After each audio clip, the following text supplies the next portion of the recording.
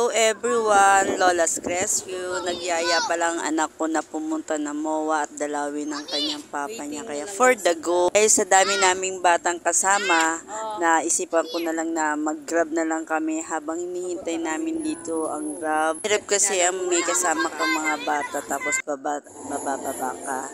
Inabot na nga kami ng gabi sa daan. Ito, nakarating na rin kami sa MOA. Itong pinuntahan namin, bago lang namin nakita na bagong pasyalan daw dito sa MOA. Napakaganda.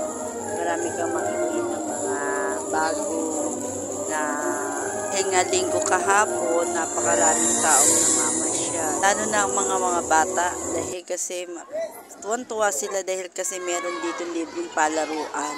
Ikaw yung mother na lang mapapagod sa kakahabol sa mga bata dahil kasi libre naman siya. Joy sila dahil marami rin silang nakikilala at nakakasama ang mga batang nakikipaglaro.